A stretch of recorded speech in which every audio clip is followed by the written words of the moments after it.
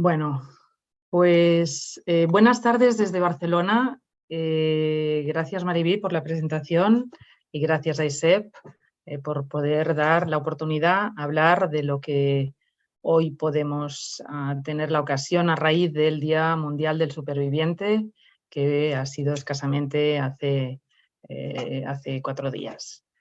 En torno a esto, vamos a iniciar un recorrido en torno a lo que puede significar el haber pasado por la experiencia de un cáncer. Y sí, el título pues, va por ahí, aspectos psicosociales en supervivientes en cáncer. ¿Y ahora qué? ¿No? Y ya veréis por qué el ahora qué, porque es la clásica, como decía Mariví, yo vengo del mundo más clínico y es un clásico que los pacientes enseguida, después de finalizar, hay la gran pregunta, ¿y ahora cómo se supone que puedo seguir adelante? Pero desarrollaremos un poco este concepto, qué es lo que significa, cuándo se puede considerar una persona que es superviviente y hasta qué punto, ¿no? Y qué consecuencias puede tener y cómo se vive en esas circunstancias. Mariví me lo comentaba, ¿no? Yo vengo del mundo hospitalario, como tal, como psicooncóloga y como experta en psicooncología, pues tenemos ocasión de poder trabajar pues, con todo tipo de patologías oncológicas y si bien es más cierto que hay algunas que son más comunes que otras, no vamos a desestimar porque el superviviente pasa no solo por una patología concreta o por una localización concreta, sino que pasa por realmente poder entender que de supervivientes de cáncer hay de muchos tipos, tantos como en todo caso localizaciones. Así que si uno también ha tenido, por más que sea un cáncer in situ o pues una lesión dermatológica que era maligna, pues ahí también podemos decir que somos supervivientes, pero ya veréis que la diferencia estriba, desde luego, no solo en la supervivencia y en cómo lo afrontamos, sino también en la calidad de vida a raíz de tener esa posibilidad de sobrevivir ante esa enfermedad temida por muchos, por la mayoría cuando debutan, pero que poco a poco también va a suponer una gran oportunidad para seguramente poder replantearse muchos aspectos.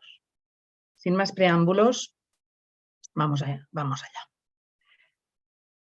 Bien, me gustaría que hicierais un ejercicio. Simplemente yo os voy a dejar, 15 segundos en silencio para que podáis ver esta imagen y quizás luego, o en el chat, si alguien quiere hacer algún comentario, pues podemos analizarla. 15 segundos para que miráis bien.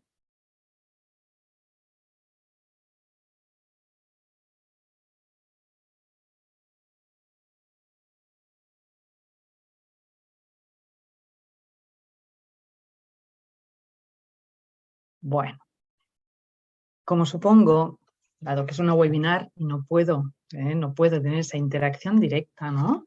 Con vosotros, pero supongo que ya os habréis dado cuenta, ¿no?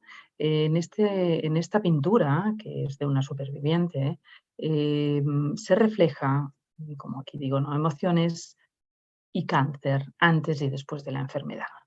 Ella hace un recorrido a través de su pintura de diferentes estados emocionales en los cuales se ha podido ir encontrando a lo largo de toda su trayectoria de tratamiento y de supervivencia.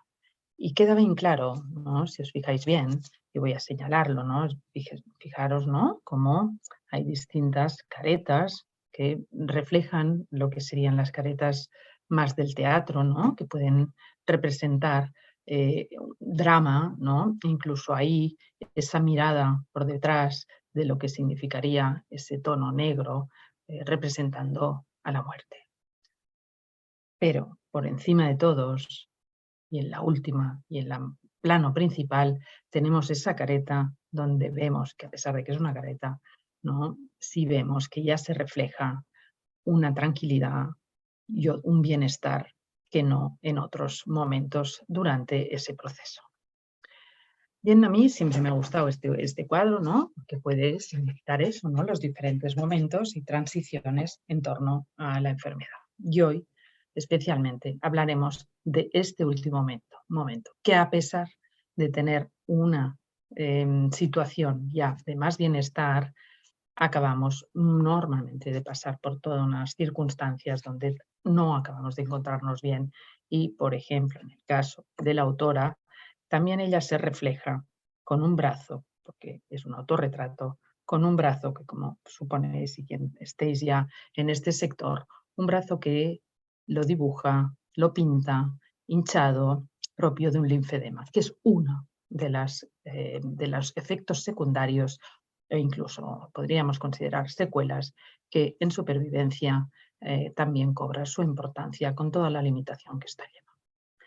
Bien, pues después de esa viñeta más artística, vamos allá. Pero antes quisiera deciros, ¿no?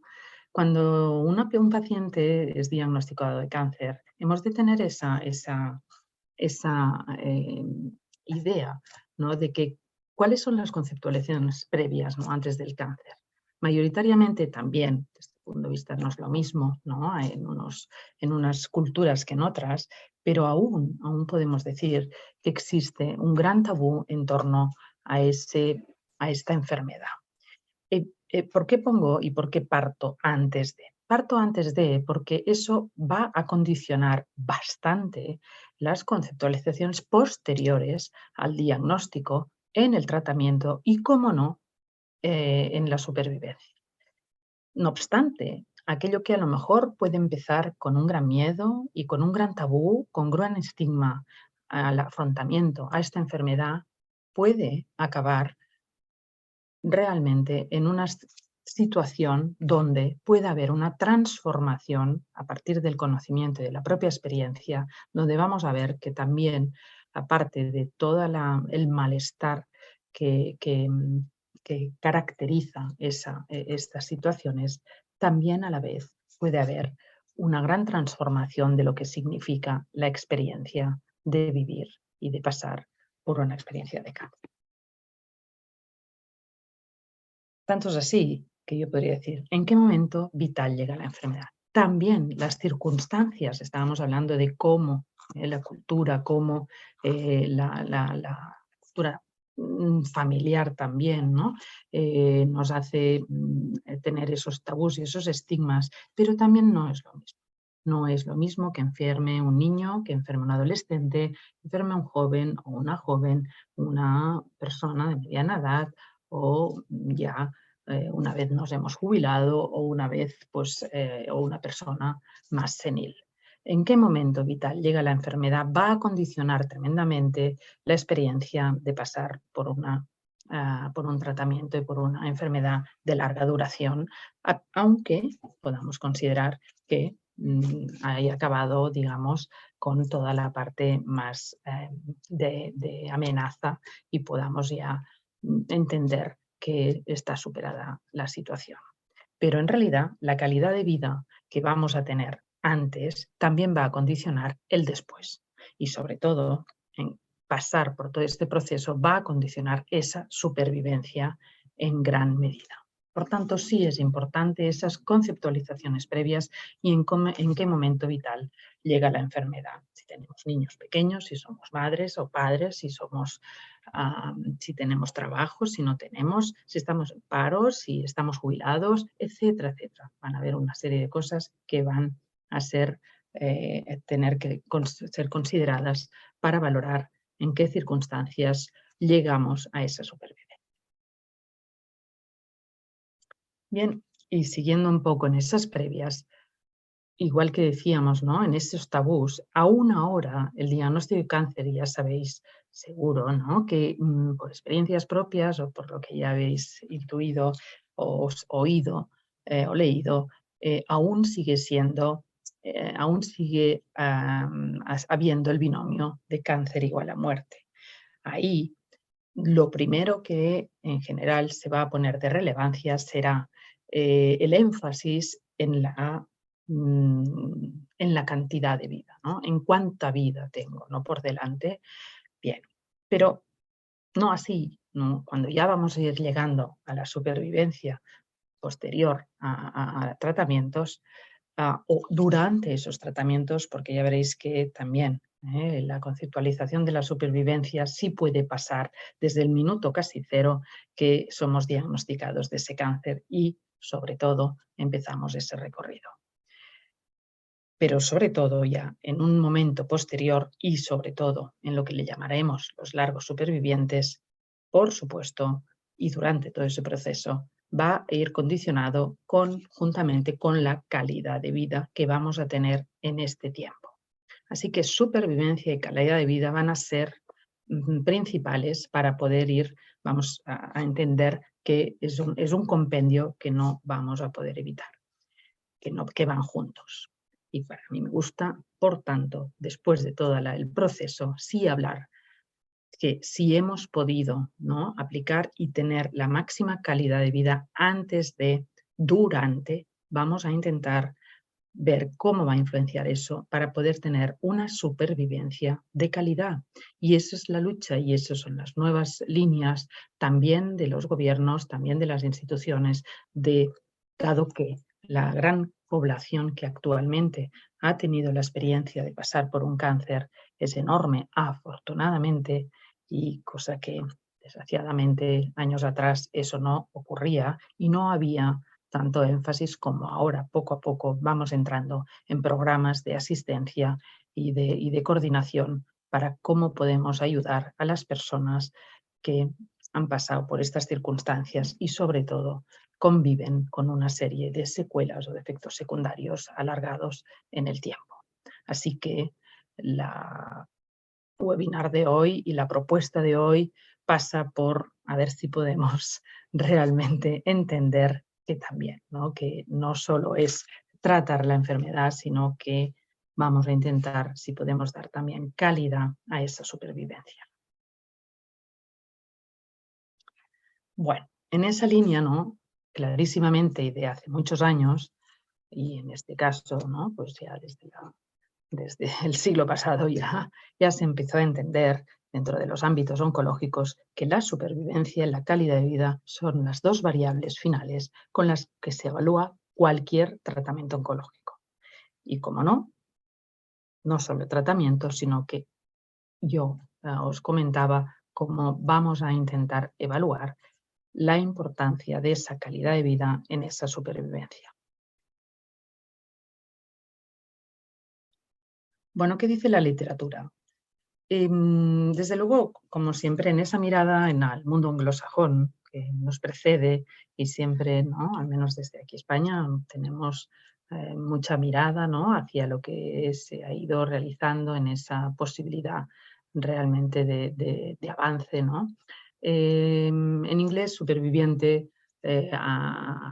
palabra superviviente, survivor, como muchos sabréis, ¿no?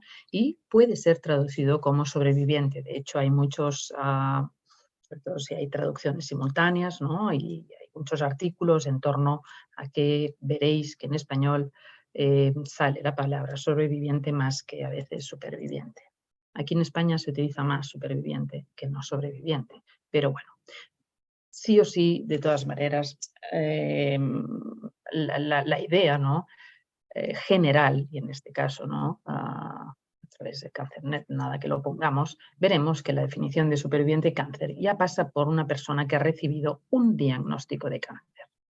Casi que, ¿no?, significaría que la supervivencia ya puede empezar en el momento del diagnóstico, porque estoy aquí y porque estoy viva, porque tengo un cáncer, no sé cuánto tiempo hace que lo tengo, pero yo ya estoy, ¿no?, sobreviviendo a esa enfermedad. Luego está, ¿no?, que en ese sentido es más común, ¿no?, que la definición pueda incluir a personas que ya no tienen esos signos de enfermedad, de cáncer, y sobre todo se sobreentiende más y más comúnmente una vez se han finalizado los tratamientos principales para combatir esa enfermedad. No obstante, está reconocido que personas que reciben un tratamiento extendido durante un periodo más prolongado para controlar el cáncer o reducir el riesgo de su regreso, de su recidiva, ahí, aunque estén en esos tratamientos más preventivos, serán justamente la diana de esa calidad de supervivencia donde vamos a intentar pensar cuáles son los planes para ayudar a toda esa población que ha pasado por esta experiencia y que queda con todas esas secuelas. Y sobre todo porque hay muchísimos tratamientos, afortunadamente, de prevención que van a seguir teniendo o van a seguir actuando sobre ese cuerpo, manifestando somáticamente varios tipos de sintomatología que no es a veces bien recibida por el paciente. Bueno, y por supuesto, también, ¿no?, cuando hay esa situación, ¿no?, de cáncer avanzado, donde existen cada vez más desde la intencionalidad de los tratamientos, que sí que ahí sería la diferencia, ¿no?, entre la intencionalidad de unos tratamientos curativos a unos tratamientos paliativos, ¿no?, pero sí cada vez más hay más personas que sobreviven aún teniendo cáncer. Esto es interesante, ¿no? Porque si, cuidado, no solo vamos a tenerlo que entender desde la finalización del tratamiento y lo que supuestamente incluso pues podemos llegar con el largo superviviente a poder hablar finalmente no solo de remisión completa, sino de curación. Pues no, resulta que también, ¿no?, aquel que incluso ha pasado por diferentes tipos de tratamientos se puede considerar, incluso la propia persona puede considerarse como un superviviente de esta enfermedad. Tanto es así que también, pasado ciertos niveles o ciertas situaciones, cada vez más se habla de esa cronicidad. En ese sentido, bueno, las personas encajarían el vivir y el sobrevivir, ¿no?, aún con tratamientos que tengan intención paliativa y no curativa. Por tanto, veis que en cuanto al consenso, ¿no?, de lo que significa el superviviente en cáncer, pues se entiende que finalmente la palabra superviviente de cáncer puede significar cosas diferentes para distintas personas, porque una cosa es lo que el mundo científico pues podemos relatar, podemos definir y podemos constatar. La otra es que vamos, y desde el abordaje psicológico, psico-oncológico y desde la dimensión psicosocial de la persona que tiene la enfermedad, desde luego ahí la percepción y la significancia, ¿no?, que va a dar cada persona afectada va a ser muy diferente. Muchas veces las personas no les gusta hablar o no les gusta identificarse ahí, ¿no? Hay gente que la palabra superviviente tiene connotaciones de grandes catástrofes, cosa que es verdad. Mucha gente vive la enfermedad como una gran catástrofe y desde ahí, bueno, pues, pero no siempre sucede de esa manera y va a haber variabilidad en la percepción de los diferentes pacientes en torno a lo que está ocurriendo. No obstante, sí que está claro que las personas hablan sobre su supervivencia refiriéndose a la navegación, ¿no?, aquí, de sus experiencias de vida y de los desafíos que surgen en ese afrontamiento de esta enfermedad. Por tanto, ya estamos viendo cómo igualmente no es solo un estado, ¿no?, sino que es un proceso, como la propia enfermedad y como tantas cosas en la vida, ¿no?, que vamos a poder diferenciar lo que es una etiqueta de un momento determinado y, bueno, pues lo que significan estos procesos de enfermedad como de largo recorrido. Bueno, no obstante, en la SEOM, la Sociedad Española de Oncología Médica, ¿no?, tiene varias publicaciones. Os invito a que naveguéis por su página web, donde hubieron ya y hay y siguen habiendo intentos y recomendaciones para poder hacer frente y para dar significancia a lo que es esta etapa de supervivencia en cáncer. Siguiendo a la SEOM, en ese monográfico que está publicado, se distingue clásicamente, ¿no?, varias etapas de estos supervivientes. Sería, en la línea que decíamos, por una parte la supervivencia aguda, ¿no? Que es ese momento, que es eso que ya os explicaba, de empezar a vivir con el cáncer, que comienza y empieza con el diagnóstico del cáncer e incluye el periodo de pruebas y de tratamientos. Otro momento sería esa supervivencia llamada extendida, ¿no? Que es ese momento intermedio cuando se acaban esos tratamientos principales y donde desde los profesionales, oncólogos, ¿no? Ahí podemos hablar que existe una remisión de la enfermedad y finalizamos los tratamientos adyuvantes más importantes, ¿no? Esta fase también incluye el mantenimiento. O sea, quizás sabéis, ¿no?, que tanto desde el punto de vista hematológico, ¿no?, hay mucho tratamiento quimioterápico, pero sobre todo, ¿no?, posterior, un tratamiento de mantenimiento como, por ejemplo, es clásico, ¿no?, en cáncer de mama, que se conoce como la hormonoterapia, que pueden ser tratamientos de prevención de recaídas, que pueden llegar a los 5, incluso a los 10 años de mantenimiento de esa situación y de esa intención de prevención y de evitar la recaída al máximo. Por tanto, este sí que sería una supervivencia, ¿no?, extendida, y desde mi punto de vista sí que es en ese momento donde ya veréis que hablaremos de ¿y ahora qué? Sobre todo en ese primer momento, ¿no? Pero luego está donde también hay un gran aumento, que es en esa supervivencia permanente, que es a largo plazo, ¿no? Hay muchísima población, afortunadamente, que les queda ya muy atrás el momento del diagnóstico, ¿no? Y bueno, ya veréis que como mínimo el largo superviviente ya se habla de los 5 años, ¿de acuerdo? A partir de los 5 años. Pero, insisto, a veces es difícil encontrar el consenso en torno a eso, pero sí que se va entendiendo todo lo que vamos a ir comentando. Todo y así hay que ir hemos de tener en cuenta que no todos los tipos de cáncer, ya sabéis que hay más de 200 tipos de cáncer, ¿no? No siempre está identificada la fase de la cura, ¿no? Y con una supervivencia prolongada después de la remisión. Así que, bueno, ahí vamos a seguir, pero sí que os quede claro que podemos hablar de esas etapas de los supervivientes, ¿no?, como la fase aguda, como la extendida o como la permanente. Hay otros nombres, pero esas son las más consensuadas. Bueno, decíamos, ¿no?, que crece la supervivencia en la medida, ¿no?, que hay muchos cambios durante, pone 25 años, pero en realidad diría que muchos más, ¿no? Por 25 años y hace más de 25 años que ya estoy en psicooncología y yo misma ya he podido ver, ¿no?, situaciones, ¿no?, curativas actuales que antes no se daban, y eso, pues evidentemente, es gracias a la mejora de los tratamientos y de los cuidados. Volviendo a mirar un poco en ese mundo anglosajón que decíamos antes, ¿no?, según el Instituto de Cáncer de Estados Unidos, ¿no?, cuando se trata de cáncer, la supervivencia debe cubrir, ¿no?, los problemas físicos, psicosociales y económicos del cáncer, desde el diagnóstico hasta el final de la vida.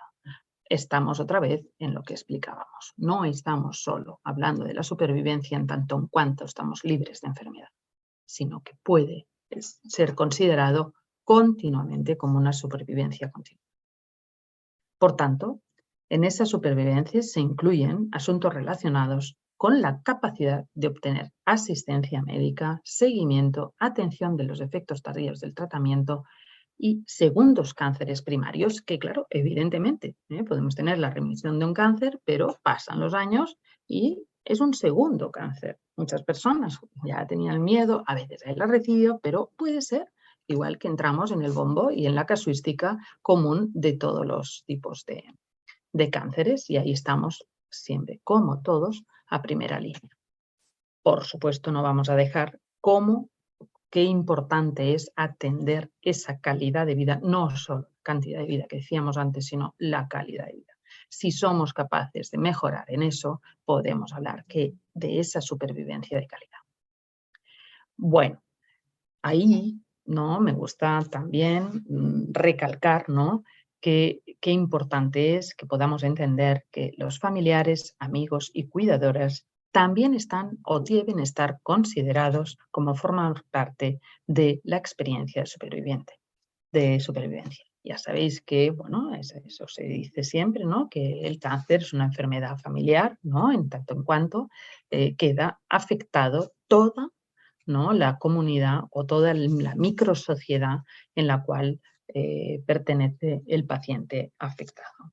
Y por tanto, si se pueden diseñar planes de atención a la supervivencia, tendríamos que poder incluir a ese núcleo, ese núcleo principal, ese primer círculo de atención a esas personas allegadas que han sufrido también desde otra posición esa situación. Y, por tanto, también van a quedar afectados en esa supervivencia de la persona de convivencia o de la persona querida. No pasa en vano. Eso deja huella, deja secuelas, pero también puede provocar, veremos, ¿no? Como esa gran, te digo, ¿no? Como la gran magia que tiene a la vez esa enfermedad que llamamos cáncer, ¿no? Como una gran magia que a la vez puede provocar unos cambios favorables de transformación y de toma de conciencia, donde, bueno, como siempre al revés nunca se podrá leer, ¿no? No hace falta tener un cáncer para realmente poder captar los valores de la vida y poder hacer cambios. Pero ya que estamos, si las personas, si hay, ¿no? Ese contacto con esa opción, ahí que vamos y sin duda alguna marcará la diferencia en muchas de las personas afectadas.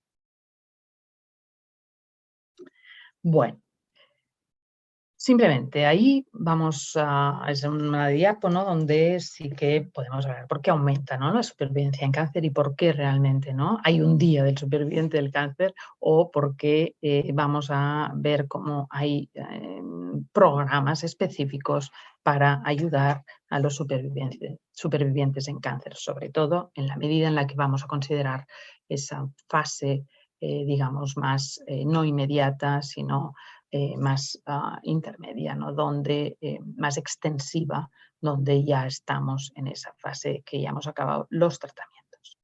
Ahí, por supuesto, aumenta más la supervivencia en cáncer, por una cosa, vamos, de orgullo, ¿no? Aquí hay un gran aumento en el avance de los cribados, de los screenings, ¿no? Del diagnóstico precoz a través de, bueno, técnicas variadas, ¿no? Aspectos más fáciles que otros o técnicas más fáciles, tipo las mamografías, más fácil que una colonoscopia, ¿no? Pero bueno, están las citologías y están, pues, por supuesto, por ejemplo, los marcadores tumorales, que ya sabéis que, por ejemplo, el marcador, ¿no? Que más nos puede indicar un acercamiento de que algo está pasando, por ejemplo, es el marcador que es el antígeno prostático, ¿no? El PSA, donde una elevación de ese marcador a través de una análisis, ¿no? De sangre va a ser así de fácil que ya nos puede empezar a indicar que algo está pasando. Claro, más concretamente con esta situación, ¿no? Es un cáncer de próstata, ya sabéis, es uno de los cánceres principales, ¿no? de los hombres, por supuesto, pero sobre todo que pasa a primera línea porque sobre todo porque vivimos más años, ¿no? Y hay muchos más hombres, ¿no? Con esta patología y sobre todo es un cáncer precisamente, ¿no? Donde incluso sin operar, que se pueda mantener esa vigilancia activa, también podemos considerar que esos hombres con esta patología pueden ser supervivientes de largo recorrido, aún con enfermedad residual o enfermedad controlada a lo largo de todo el proceso. Así que vemos, ¿no? Que hay diferentes situaciones, pero sí, hay mucha gente ahí y en ese sentido no solo vivirían, ¿no? Con esa situación de cronicidad, porque no pasa por una cronicidad, sino por un estar alerta y eso también también todo lo bueno que tiene, por una parte, ¿no? No tener que estar sometidos a cirugías que a lo mejor son muy limitantes e invasivas y muy agresivas, pero a la vez, ¿no?, nos va a configurar una de las características que veremos más adelante, que será una de las características del superviviente, que será el síndrome de la espada de Damocles. Y tener una enfermedad mantenida en el tiempo, aunque sea muy residual, ahí también, ¿no?, va a ser considerado, ¿no?, como siempre y continuamente con esas pruebas, ¿no?, con ese esperar y ver, con ese watch and wait, con esa vigilancia activa. No solo ocurre en próstata, pero digo en próstata porque es muy claro, ¿no?, pero también en otras situaciones donde va a considerarse que sí, que van a tener las características más claras de un superviviente. Pero, por supuesto, si algo marca la diferencia en lo que significa la supervivencia, es el aumento en los tratamientos efectivos. Las terapias dirigidas, ¿no?, cada vez más en esa medicina de precisión que van a buscar, ¿no?, justamente qué tratamiento más personalizado puede ayudar al paciente afectado, y sobre todo esas nuevas terapias de inmunoterapia, ¿no?, donde hay un antes y un después clarísimamente, y donde afortunadamente en muchas patologías oncológicas donde, bueno, el índice de supervivencia era muy bajo, se ha conseguido, ¿no?, ir, vamos, con una avanzadilla mucho más, doblando, triplicando y cuatriplicando ese tiempo de supervivencia gracias a esas nuevas dianas terapéuticas. Bueno, para ello, por supuesto, la investigación no es la que nos ha ayudado a través de los ensayos clínicos a poder avanzar en todos esos tratamientos y, bueno, apostando, ¿no?, aunque no en las grandes diferencias, ¿no?, de todos los países, que no todo el mundo tiene, no hay equidad, sin duda alguna, no hay nada de equidad en los tratamientos ni en la posibilidad de investigación a nivel mundial, pero sí que marca la diferencia allí donde se pueda aplicar esos avances. Bueno, así que todo eso hace que, como hemos ido diciendo, haya un aumento de casos libres de enfermedad globalmente. Hemos hablado que esto le llamamos la supervivencia extendida.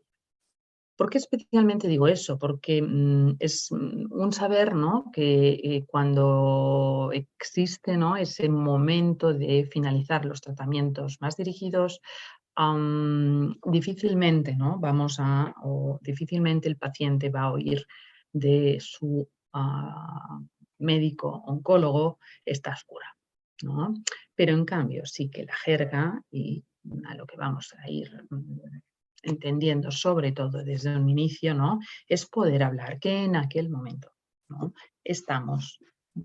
no hay ausencia, ¿no?, visualmente, o sea, que estamos libres de enfermedad, ¿no?, y que, por supuesto, vamos a seguir haciendo en esos primeros controles seguidos muy de cerca, porque será necesario, sobre todo este primer tiempo, hacer un seguimiento más cercano, porque no tenemos la seguridad absoluta de que nunca la vamos a tener. Perdonar, en realidad, si es que el control absoluto ni de esta enfermedad, ni en realidad de qué tenemos el control absoluto en la vida, pues nada, afortunadamente yo siempre digo, porque afortunadamente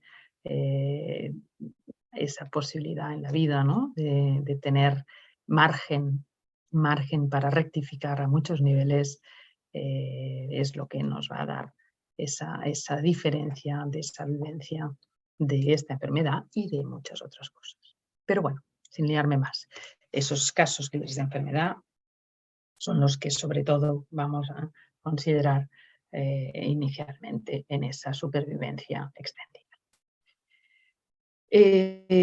Por supuesto, antes ya íbamos diciendo, y va a salir continuamente, ¿no?, en ese aumento de supervivencia, ya también en ese remanente, ya pasados los 5 años, donde vamos a hablar de una supervivencia permanente o superviviente de largo recorrido, ¿de acuerdo?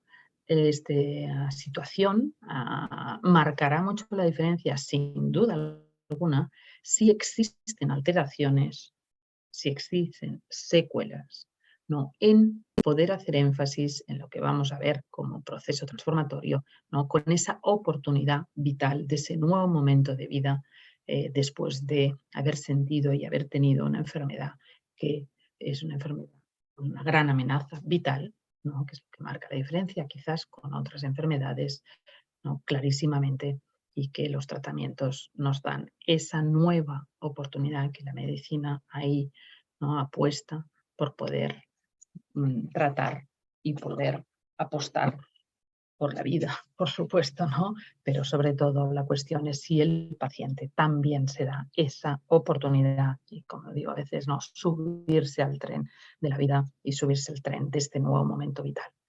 Pero sin duda alguna marcará la diferencia esas alteraciones, en esas secuelas o en ese malestar que frecuentemente, más de lo que desearíamos, sobre todo en un primer momento, ¿no? Hay muchas alteraciones que, bueno, muchas de ellas van a transitar durante poco tiempo, mucho tiempo o medio tiempo o mucho tiempo, ¿no? Y van a quedarse a veces para siempre. Evidentemente estoy hablando incluso, ¿no? De amputaciones o de situaciones, ¿no? Donde realmente hay un cambio en esa imagen corporal, hay un cambio fisiológico, por ejemplo, ¿no? Lo que supone vivir con una ostomía permanente o lo que supone pues, vivir con una amputación o supone vivir pues, con una traqueostomía por un cáncer, ¿no? Ahí de vías de cabeza y cuello, con todo lo que significa también. Hay poca casuística, pero no me los quiero dejar, ¿no? Eso os decía, siempre se habla mayoritariamente, hay mucha más investigación y más soporte y más investigación en torno al cáncer de mama, que es lo que más quizás podemos tener en la cabeza cuando hablamos del cáncer en general. Pero no es el único. Muchas personas también. Se opera el hígado, se opera el pulmón, se opera el intestino, se opera, ¿no? El cerebro, se opera todo lo que se pueda operar y cada vez más. Por tanto, bueno, ojo con esas secuelas que van a marcar, perdón, esa calidad de vida y esa necesidad de adaptaciones. Perdón.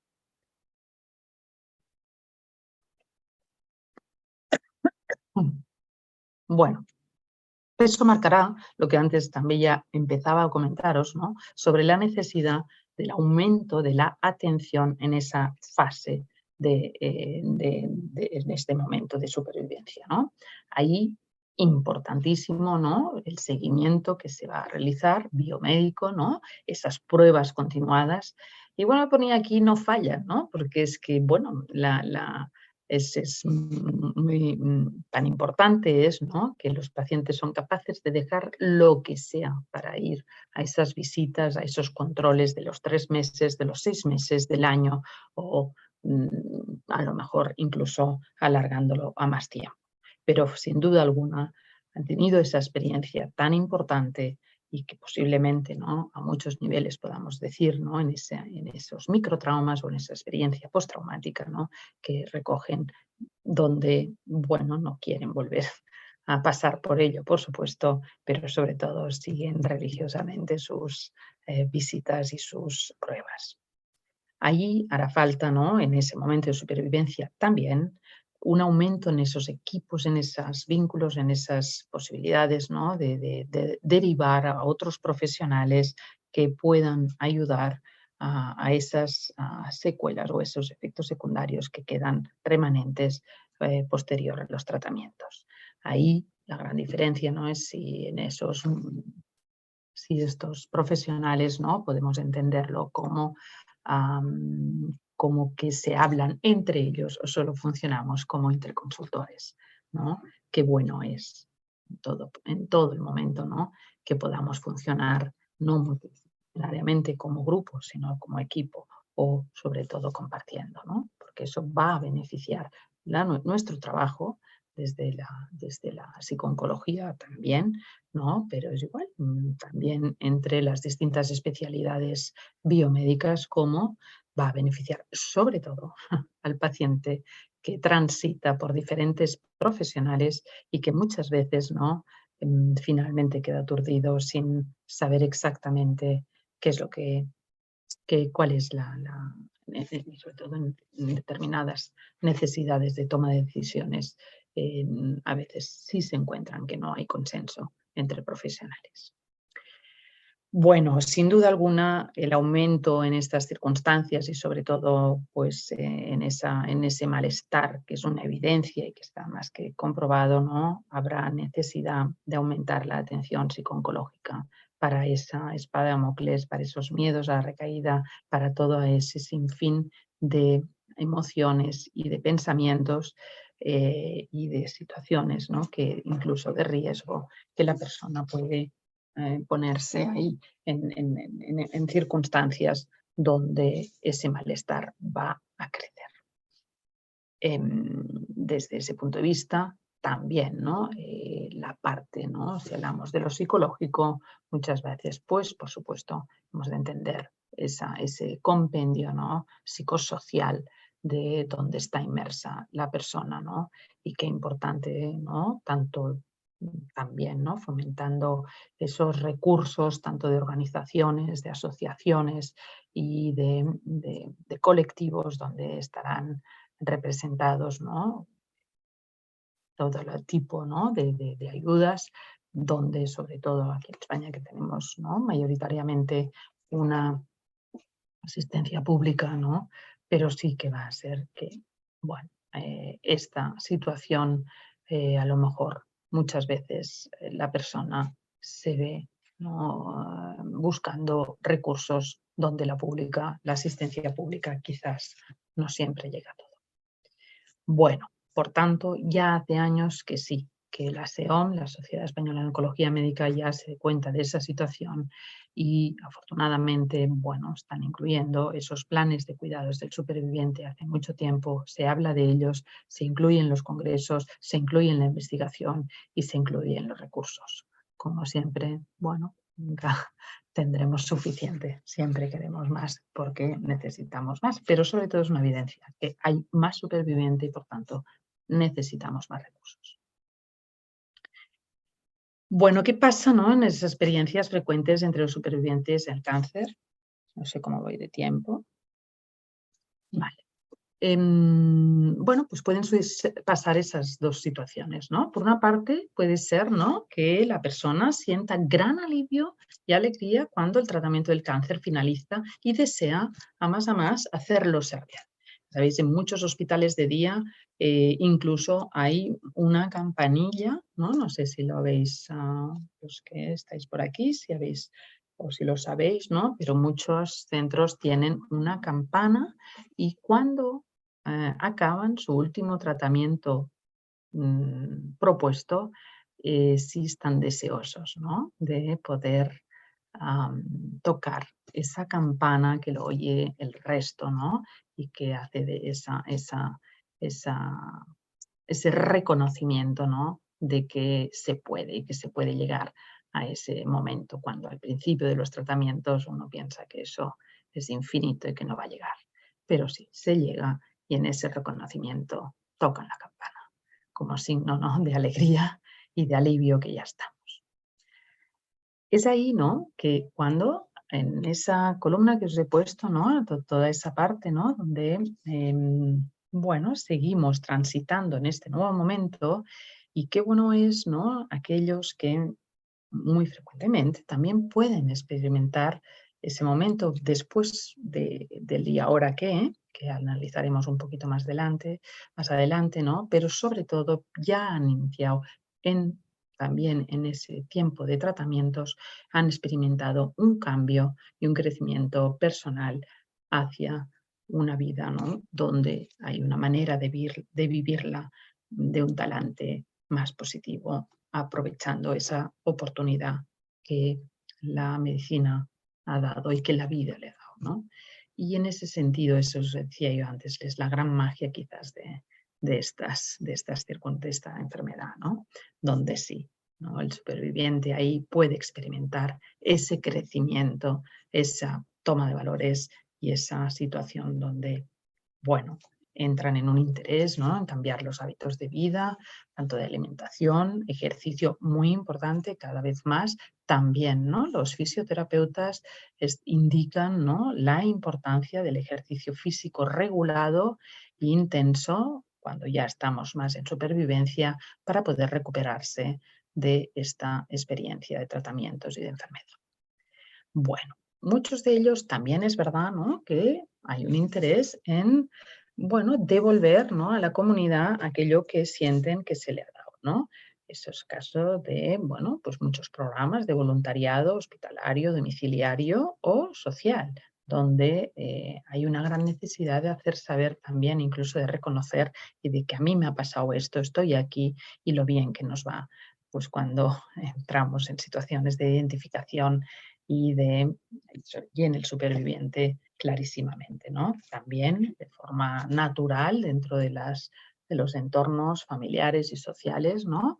También estamos en una circunstancia donde cuando alguien ha pasado un cáncer y hay otra persona que inicia su proceso, se contactan, ¿no? Y aunque no tengan nada que ver un cáncer con el otro, ahí van a poder hablar de esa supervivencia, de cómo, entre comillas, el paciente experto, que aquí también hay programas de paciente experto, no tanto en esta enfermedad, pero quizás en otros, ¿no? Relata al que se inicia, bueno, de alguna manera le hace ese espejo y le hace ese hito de poder seguir adelante con toda la energía porque se puede llegar a ese final. Bueno. Evidentemente hay esa situación, ¿no? Qué importante es ese periodo de transición, sobre todo, ¿no? No quería dejármelo, ¿no? En el regreso al trabajo. Es muy frecuente, ¿no? Que el paciente ahí pregunta si pueden ir a trabajar, si no, en qué circunstancias, pero es evidente que hay que hacer esa situación o hay que entender bien o hay que hacer esas propuestas muy personalizadas y no es lo mismo un tipo de secuelas con un tipo de trabajo u otro. ¿No? También psicológicamente sobre la importancia cada vez más, ¿no? Y de la tendencia a normalizar este nuevo momento de vida, ¿no? Y eso es lo que hará que vayamos a tener necesidad de una transición para primero dar cabida a toda la parte más sintomática, más somática, ¿no? De secuelas, para que psicológicamente también vayamos superando este momento y podamos normalizar esa situación. Y en esa columna, ¿no? He puesto los cambios en la dinámica de la relación, de su relación de pareja o de su relación con la familia. Y mirad, debo reconocer que estaba, si lo ponía en un lado o en el otro de la columna. Pero he decidido, ¿no? Hacer el énfasis en que, bueno, desde mi perspectiva, cualquier cambio es bueno, sinceramente. Quiero decir, ¿no? Sí, a lo mejor tiene mala prensa, ¿no? Que no es cualquiera, pero sí pueden también ser provechosos, ¿no? Una situación así supone un antes y un después y puede generar nuevos hábitos, nuevas situaciones de esa dinámica familiar que favorezcan este nuevo momento de vida. Pero es verdad que pudiera haberlo puesto al otro lado de la columna, donde también, desgraciadamente, estos procesos, bueno, digamos que también crea secuelas en las relaciones o pueden crear secuelas en las relaciones personales y en los entornos familiares. Y por tanto, no es oro todo lo que reluce, sin duda alguna. En la columna de la derecha, evidentemente, hay toda esa parte en la cual, pues bueno, estábamos haciendo y mayoritariamente se hacía, ¿no? Énfasis, se hace énfasis cuando decimos cómo podemos ayudar al superviviente y qué situaciones se encuentran. Por supuesto, no. Esas necesidades en nuestra profesión, en nuestra área de interés, que es en esa necesidad de apoyo psicológico, situaciones nuevas y cambiantes, como por ejemplo sería esos cambios en esa autoimagen, la ansiedad y ante el miedo a la recaída o el duelo, ¿no?, por las pérdidas que han habido en el camino. Por tanto, sí que ahí es un área muy concreta, ¿no?, donde hay esas necesidades que poder cubrir. Sin duda alguna, la incertidumbre acerca del futuro, diríamos que seguramente nunca va a desaparecer, ¿no? Hay ciertos momentos, por más incluso con el largo superviviente, también, ¿no? Recuerdo cuando empecé, que ya ahora me decía, han pasado una voluntaria justamente, ¿no? Me decía, han pasado 20 años y cada vez que voy, ¿no?, al médico y me tengo que hacer las pruebas, aún, ¿no?, aún tengo el gusanillo y el miedo a que eso vuelva. Por tanto, bueno, ¿qué sabemos que nos ocurrirá hasta que podemos relativizarlo y ampliarlo? No a la enfermedad, sino a tantas cosas de la vida que decíamos antes, el control no lo tenemos. Pero hemos de acercarnos al menos a tener el máximo control sobre esta enfermedad. Por eso la atención continuada, precoz y ese seguimiento tan de cerca marca la diferencia en las posibles recaídas y en la atención médica lo más rápidamente posible. Así que el temor a que el cáncer regrese es una de las grandes características del superviviente. Bueno, resulta que también, ¿no?, hemos puesto aquí el tener la culpa del sobreviviente. También hay gente ahí que es una característica, no es más común, pero no podemos dejar de nombrarla, ¿no? Cuando evidentemente incluso hay muchas personas, ¿no?, que hacen contacto unos con otros, ¿no? Y bueno, ¿qué es lo que hace, no?, que una persona salga adelante y la otra no. Hay pacientes que en este momento se encuentran ellos con todas sus dudas que por qué yo sí y el otro no. Y afrontan la muerte de otros pacientes y eso crea mucho malestar o puede crear mucho malestar. Bueno, a partir de ahí, ¿no?, esos efectos secundarios físicos de largo plazo van a ser también necesidad de atención, ¿no?, como esa esfera sexual, la gran olvidada, siempre decimos, ¿no?, es la primera que se queda afectada, la primera que también en la primera diapositiva que yo os decía, ¿no?, en qué momento llega la enfermedad, pero sobre todo, ¿no?, en esos antecedentes previos, a veces es verdad, por ejemplo, en la salud sexual de la persona, ¿no? Ojo, porque podría ser, ¿no?, una trampa que solo midiéramos esa salud sexual a raíz de haber pasado por esa enfermedad, ¿no?, con todas las secuelas, incluso somáticas y de cambios.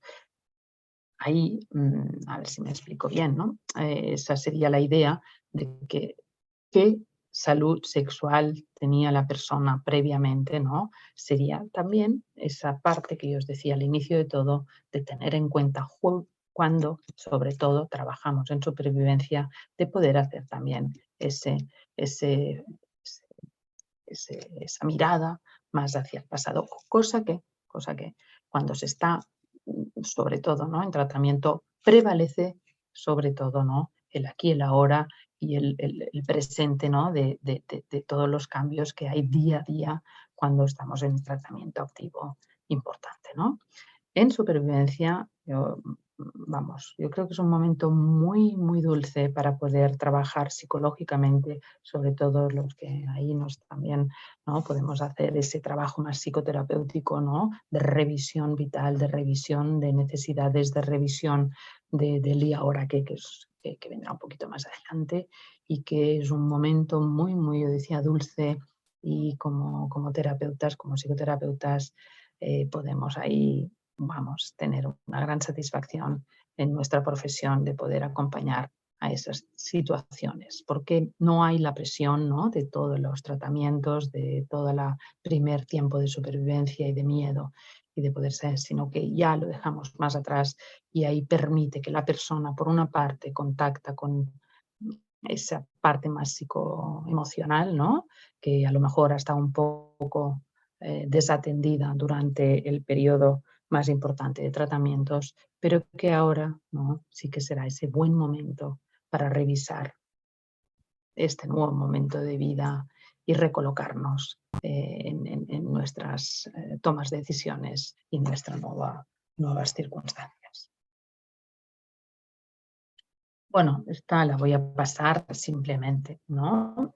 Mirando eso, porque hay una cantidad de datos que, bueno, he cogido esto porque también he pensado que hay gente que no todo el mundo, los que estáis en España, ¿no? Y bueno, pues como tenemos esa mirada tan importante de tanta población americana tratada, ¿no? De Estados Unidos, pues sí que, bueno, simplemente, ¿no? Estos datos, fijaros, ¿no? En el año 71 se recoge que existían 3 millones de personas con cáncer. En el año 2019, antes de pandemia, ¿no? Habían casi 17 millones de personas, o sea, con antecedentes de cáncer. Claro, marca la diferencia, mucho, muchísimo. Se dice, ¿no? Dicen, ¿no? De la American Cancer Society, que he cogido estos datos del 19 al 21, ¿no? Que alrededor del 67% de los supervivientes de cáncer han sobrevivido, tienen supervivencia a 5 años o más después del diagnóstico. Hombre, es una cifra considerable y chula, ¿eh? 67%. A ver, ya vamos avanzando. Por tanto, sí, que al final, bueno, con la esperanza que cada vez aumente más ese porcentaje. Alrededor del 18% de los supervivientes de cáncer han sobrevivido 20 años o más. 20 años, ¿no? ¿Dónde firmamos todos para tener un cáncer y tener 20 años? Pues ahí que lo haríamos. Y el 64% de los supervivientes tienen 65 años de edad o más. Claro, fijaros, esto también es muy importante, porque eso sí también marcará la diferencia, ¿no? Tenemos una población mayor, ¿no? Y es una de las razones por las cuales hay más cáncer, porque se vive más y hay más cáncer en edades, ya no digo seniles, porque ahí entraríamos en otros aspectos, ¿no? De qué calidad de vida también tiene, ¿no? La gente mayor, pero hay gente, ¿no? De tercera edad que están en unas muy buenas condiciones para ser operados o para ser tratados. Y también para entrar en supervivencia. Y bueno, lo que pasa es que sí pueden haber muchos otros tipos de complicaciones en la gente mayor que entra en supervivencia porque también tienen otro tipo de patologías y porque el cuerpo ya no está en las mismas circunstancias. ¿Cómo no? Pero bueno, queremos ser eternos, ¿verdad? Ay, bueno, seguimos. Bueno, os he hablado de ello, ¿no? Del largo superviviente. Ese apunte, ¿no? Decíamos del superviviente inmediato, del superviviente, ¿no? Que está posterior a los tratamientos, pero sobre todo también del largo superviviente, ¿no? Según la SEOM, ¿no? He cogido también de esos manuales que tenéis en las páginas de la sociedad. Sí, el largo superviviente es aquella persona que a los 5 años del diagnóstico y tratamiento se encuentra libre de enfermedad. Fijaros, ¿no? Dice, lo que en la mayoría de los casos significa curación. Con cuidado, pero sí hablan de curación. Bueno, hay algunos tumores, ¿no? Más agresivos que reducen ese periodo, ¿vale? También propios de edades tempranas, como ciertos tumores infantiles, testiculares, ¿no? Donde si se coge, bueno, precozmente, ahí hay muy buen éxito. O linfomas agresivos que se tratan y nunca más, ¿vale? Pero bueno, no así en otro tipo de tumores donde la supervivencia, bueno, pues ahí vamos, no podemos hablar del largo superviviente hasta a lo mejor 10 años, ¿de acuerdo? Por lo tanto, siempre habrán, ¿no? Diferencias entre diferentes localizaciones. Generalizar en cáncer, qué difícil es. Bueno,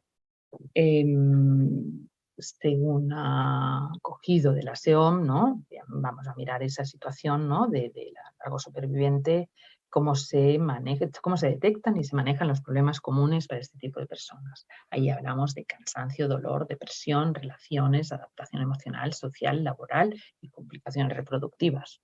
Vamos a meterlo todo, ¿vale? Qué importante es sobre la monitorización de estos efectos secundarios de los tratamientos. Muy importante detectarlos para poder tratarlos y poder derivarlos a diferentes profesionales.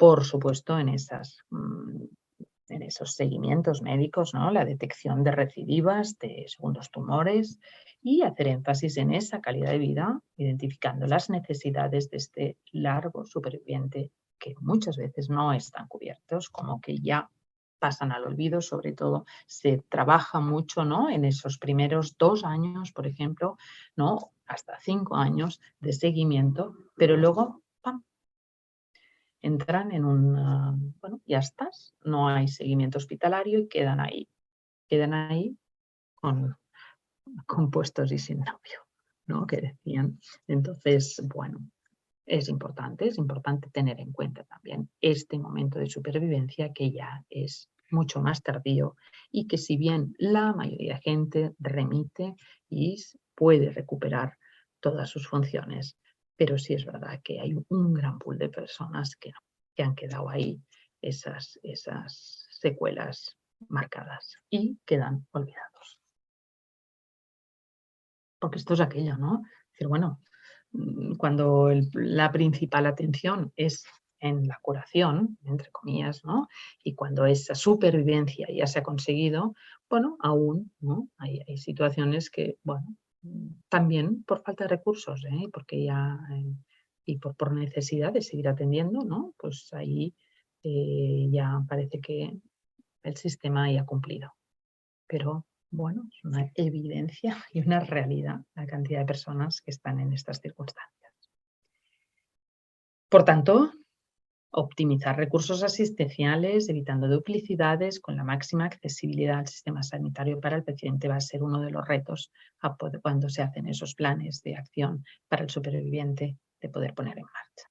Decíamos antes, ¿no?, de la importancia de esta gente mayor, a partir de los 70, 75 años, ¿no?, que es muy importante identificar qué les ocurre o qué situaciones han quedado, dado que hay otras comorbilidades frecuentes en esas edades. Bueno, aquí quería poneros un poco, ¿no?, esa situación, ¿no?, de adaptación al proceso oncológico, ¿no? Quizás, no sé qué me pasa, espera un segundito, por favor. Bueno, decíamos, ¿no? Os quería introducir un poco en esos dos conceptos, ¿no? Dado que la supervivencia pasa a lo largo de todo el proceso, ¿no? Donde hay diferentes emociones y pensamientos que, como ya sabéis, se van a ir dando, ¿no? Diferentes en el diagnóstico, donde hay ese proceso necesario de asimilación, ¿no? Donde la información y la comunicación va a ser imprescindible y muy importante. Ese momento del tratamiento donde, ¿no?, se entra también en ambivalencia porque no nos encontramos bien, pero vamos siguiendo, ¿no? Nos dejamos llevar, ¿no? Perdemos ese control, o nos da la sensación, vaya, que perdemos el control y que, bueno, vamos llevados, ¿no?, por los equipos sanitarios, también por los equipos familiares, y vamos siguiendo. Pero todo este proceso es un proceso de asimilación, hasta que luego llega esa situación ya más de post-tratamiento que decíamos, que es el momento, es el ¿y ahora qué?, donde muy frecuentemente se siente ese vacío, esa sensación de pérdida de soporte por parte mayoritariamente de los que han estado ahí semana tras semana, ¿no? Y pueden, desde esa perspectiva, en esa emocionalidad de duelo, ¿no?, de cambio, ¿no?, conceptualmente hablando, ¿no?, cualquier cambio en esa mirada hacia el pasado, incluso tienen, ¿no?, esa sensación más depresiva y más de una emocionalidad de duelo.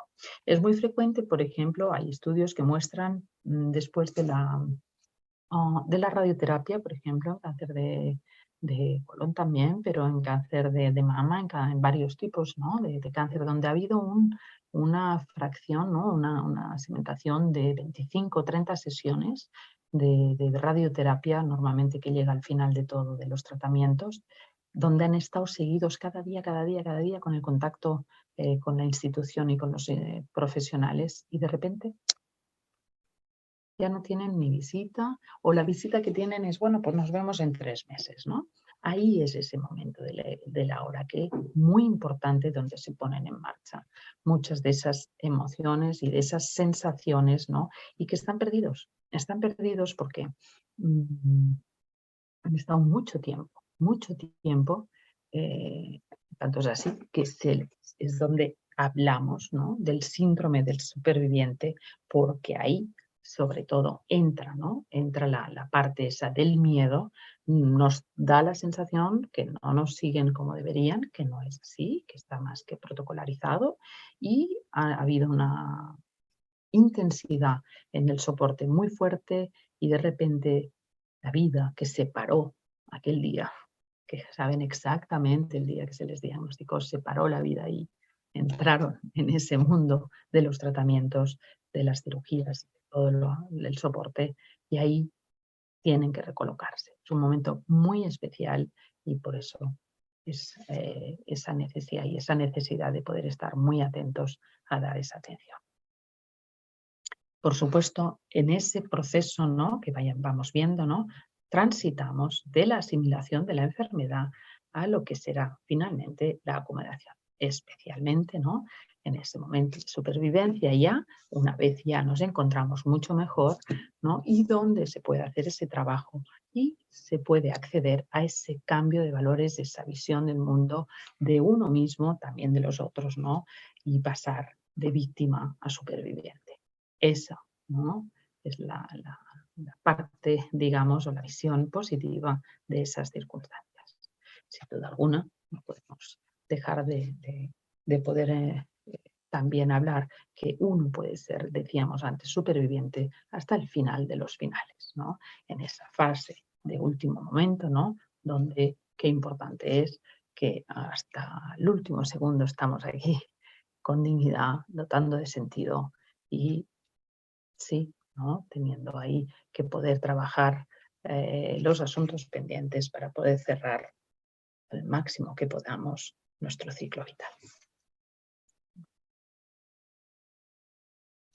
Por tanto, especialmente, ¿no?, en esa parte de post-tratamiento y de supervivencias, de lo que estamos, sobre todo, mayoritariamente es donde hay el pool de supervivientes que vamos a trabajar con ellos. El contexto oncológico, por tanto, no será lo mismo desde lo psicoterapéutico, desde lo psicooncológico, trabajar aquí, que aquí, que aquí, que aquí, que aquí. Diferente, ¿no?, en ese momento donde la persona se encuentra, se va a trabajar de diferentes situaciones. Como simplemente, ¿no?, poder hacer esa viñeta de la intervención en crisis, de situaciones que antes os decía, ¿no?, este momento dulce que yo os decía, de poder poner en marcha, ¿no?, psicoterapias más estructuradas donde exista ese sentido, ese crecimiento, ¿no?, que vayamos hacia la acomodación. Es un momento, la supervivencia, muy, muy buena para poder realmente hacer esas revisiones autobiográficas que nos ayuden a poder pasar y poder superar esta circunstancia de este proceso de enfermedad lo mejor posible. Bueno, esta es un poco más lo mismo, ¿no? Se dirían los diferentes momentos, ¿no?, diferentes emociones que van a estar ahí presentes, ¿no?, tanto de la parte más inicial, ¿no?, de la incertidumbre, la falta de control, ¿no?, lo que estábamos hablando, ¿no?, versus la asimilación y la esperanza de que todo va a salir bien. En el final de los tratamientos hay ese malestar de los efectos secundarios que hemos dicho, ¿no? Por tanto, tenemos también ese alivio que por una parte, ¿no?, que tocábamos la campanita frente a el miedo a la recaída. A los 5 años hay más ese transitar de acomodación, pero no será lo mismo si tenemos secuelas o no, que lo hemos comentado. Y por tanto, ¿no?, qué importante es, a poco que se pueda, buscar esa normalización de la vida, que no es la vida de antes, que no es igual que antes, ya se entiende y se tiene que poder trabajar desde ahí. No es igual, no, tampoco hoy es igual que ayer. También ahora, ¿no?, ahora mismo se está moviendo la Tierra, unos estamos aquí, otros estáis a muchos kilómetros, ¿no?, y estamos aquí en la tarde, y los compañeros, he visto a alguien que ha dicho saludos desde Colombia, ¿no?, que estáis en el día. Por tanto, bueno, qué importante es resituarse en el momento que tenemos, y es un nuevo momento de vida. Y tanto. Bueno, en ese después, siguiendo, ¿no? Vamos ya transitando hacia lo que significará la calidad de vida también y si podemos tener esa supervivencia de calidad, ¿no? Para eso, ¿no? Vamos a intentar todas esas situaciones, ¿no? Poderlas trabajar. Qué importante es poder trabajar todos esos aspectos que bien están también los efectos iniciales, ¿no? de lo que son los tratamientos, dado que se considera también, ¿no? Un momento de supervivencia, porque estamos como en un momento de sobrevivir. Sería un concepto de supervivencia quizás en ese momento más inicial, más como de esa línea más animal, digamos. ¿Entendáis? ¿No? De sobre la importancia del instinto de supervivencia cuando estamos iniciando, cuando hay el diagnóstico y cuando estamos iniciando los tratamientos.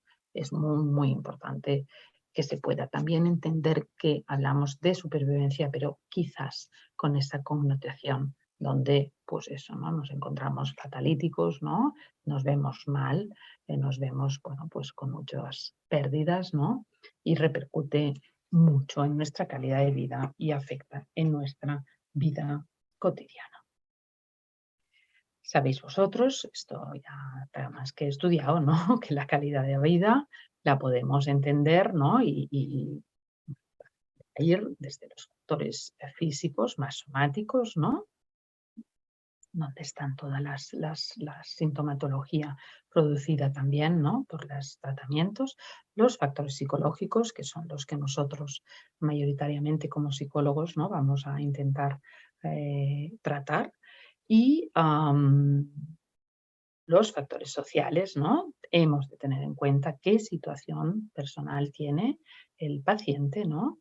Y de dónde es y qué circunstancias, las circunstancias, ¿no? Del momento de la enfermedad van a ser muy importantes también a tener en cuenta. Lo mismo en otro momento de vida, la persona podrá transitar mejor o peor.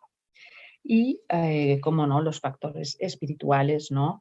Donde no podemos dejarnos no podemos dejar de entender la persona como ese ser, ¿no? Biopsicosocial y espiritual, donde enfocarnos hacia el sentido de vida con más o menos, ¿no?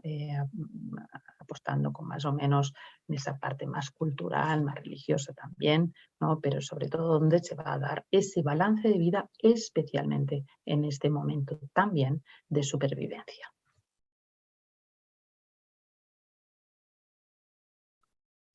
Bueno, así que ya hemos ido hablando, ¿no? Fijaros de cantidad de alteraciones, de pérdidas, ¿no? Que se dan, en definitiva, en este cambio vital, en esos cambios vitales que va a suponer la experiencia de la enfermedad, en este caso oncológica, ¿no? Así que tenemos los físicos, funcionales, psicológicos, familiares, sociales, domésticos, de roles, laborales, de bajas, incapacidades, que no es lo mismo ser un hombre que ser mujer, que ser lo que sea, ¿no? Los económicos, ¿no? Si puedo trabajar o no puedo trabajar, en qué situación me quedo, ¿no? Hablábamos de la parte espiritual, pero sobre todo, ¿no? En ese aspecto, ¿no? De los roles, de las capacidades, de las pérdidas, ¿no? Del apoyo social también, ¿no? Cuando acaban los tratamientos, es como que hay, bueno, esa situación, el paciente puede sentir muy solo, porque es como que también los que están a su lado es como que ya está, ¿no? Bueno, ya está, ya se ha acabado, ya estamos tranquilos, pero el paciente no se encuentra. Es un momento especial donde siente también que el apoyo social, el apoyo familiar a veces se retira por la gran necesidad simplemente, ¿no? Es esa proyección del familiar o de la amistad, ¿no? Que hay esa necesidad de, después de haber secundado y apoyado durante, pues, a veces, ¿no? Tantísimo tiempo, que durante los tratamientos hay una gran necesidad de poder salir adelante, ¿no? Y el familiar tira mucho más rápido, cómo no, mayoritariamente que el paciente. ¿Perdón? Todas esas alteraciones, esas pérdidas, esos cambios, ¿no? Pueden ser absolutamente aprovechables también para poder hacer ese trabajo más psicoemocional, también desde el punto de vista, ¿no? Como abordaríamos un duelo, desde lo que significa ese cambio, esa crisis vital que se ha pasado, ¿no? Fomentando la adaptación al nuevo momento de vida con los recursos pertinentes. Bueno, vamos a pasar alopecia, dolores, cansancios, igual desgana, pérdida de gusto, olfato, ¿no? Durante mucho tiempo, una cantidad de... Y hay algunos de esos síntomas que se aposentan más tiempo en la persona que otros, ¿no? Por supuesto, todo lo que significaría la alteración de la imagen corporal, cómo queda, ¿no? Cómo afecta a la persona, ¿no? En su autoestima, en su autoconcepto, en esa ansiedad, ¿no? En relación con el otro, ¿no? En sus problemas en la esfera sexual, ¿no? Qué importante y cada vez más que nunca nos la dejemos de explorar y de poder trabajar en ella, aunque no seamos expertos en, en alteraciones sexuales, pero sí que yo creo que ahí, juntamente, ¿no? Con otros especialistas, ¿no? Tanto si, pues, no sé, por ejemplo, ¿no? Hemos tenido un cáncer de recto, ¿no? Y nos han amputado el recto y tenemos una colostomía y ha quedado afectada la función sexual, la impotencia, aunque cada vez más, por suerte, los cirujanos, ¿no? Pues tienen más conocimiento y no siempre, pero sí, ¿no? Y cómo afecta eso en esa imagen corporal, por no deciros, amputaciones o mastectomías, o en la gente joven, en los sarcomas, ¿no? Como, bueno, ahí quedan amputaciones visibles de las extremidades inferiores o de cualquier otra situación, por no deciros, antes os lo decía, ¿no? Traqueostomizados, etcétera, etcétera, un sinfín de situaciones donde hay una imagen corporal que alguna, tipo la alopecia que he pasado antes rápido, ¿no? Se recupera relativamente fácil, pero otras nunca se van a recuperar. Por tanto, es muy importante, ¿no? De que quedan, si no es imaginario, ¿no? Hay una deformidad objetiva, ¿no? En el caso de la mama, una asimetría, pero en el caso de todo, ¿no? Hay pérdidas reales de funciones físicas y que dan discapacidad. Es muy, vamos, cobra mucha importancia entenderlo desde ahí.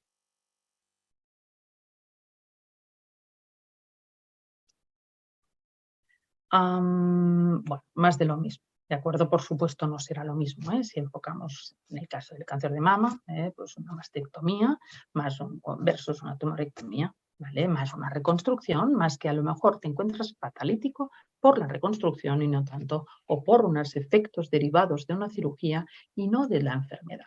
Por tanto, hay muchos de esos aspectos que aunque la enfermedad esté o estemos libres de enfermedad, no estaremos libres de las secuelas que han provocado ese combatir esa enfermedad.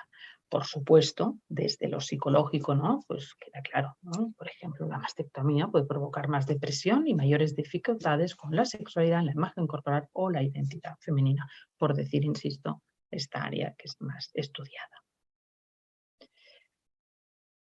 Bueno, 4 fotos. A mí me impactan, me siguen impactando. Hace años que estoy ahí y me siguen impactando, ¿no? Porque aún hay gente así, pero no se ven.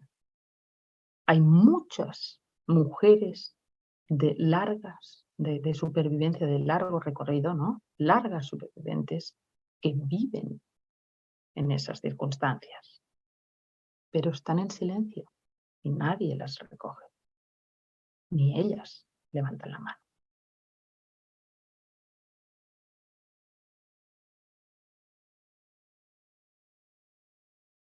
Otras circunstancias. He puesto aquí unas cuantas, ¿de acuerdo? Hay muchas más, ¿de acuerdo? Pero de las que hemos hablado. Pero a veces, como se dice, ¿no? Una imagen vale más que 1000 palabras.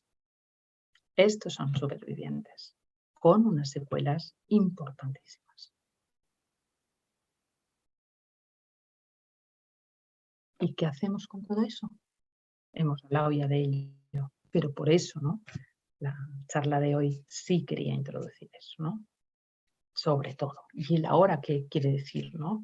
Años hemos estado para que se reconozca todas esas circunstancias y para que no queden en el olvido ni los supervivientes más inmediatos o más de situación extensiva, pero sobre todo, que no se minimicen los efectos en el largo supervivencia.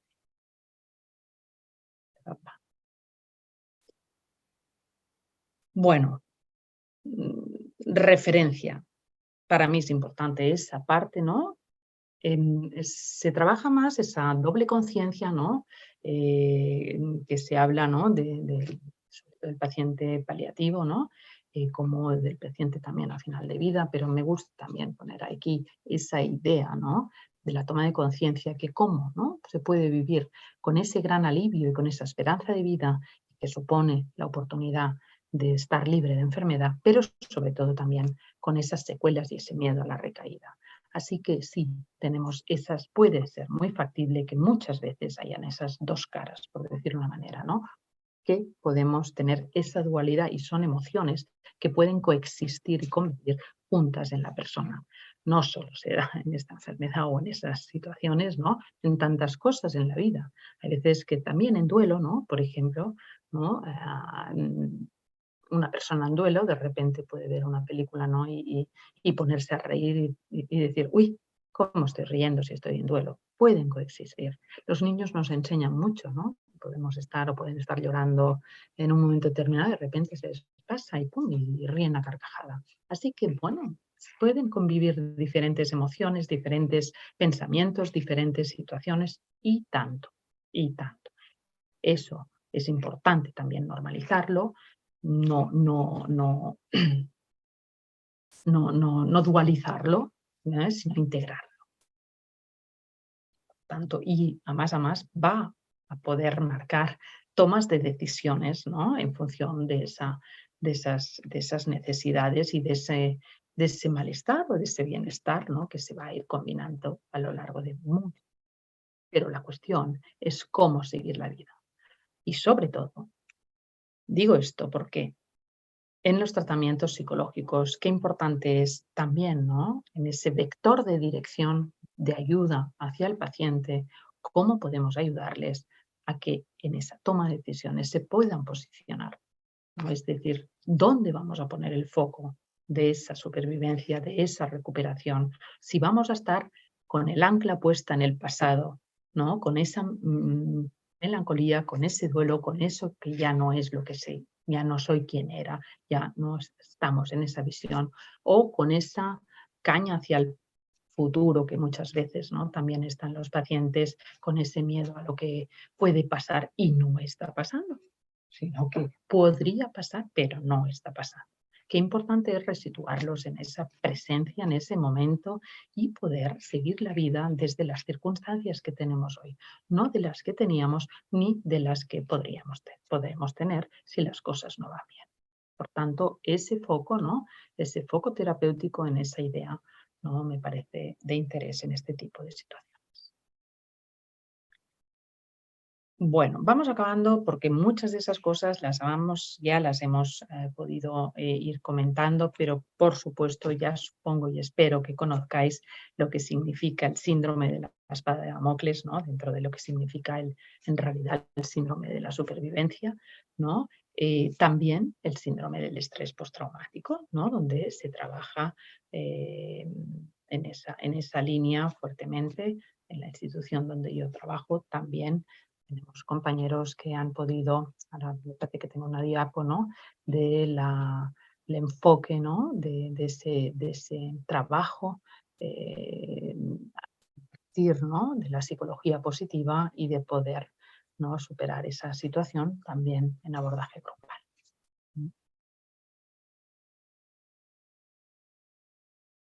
Paso rápido, ¿de acuerdo? Porque espero y deseo que lo podáis conocer y porque ya vamos cerrando, ¿no?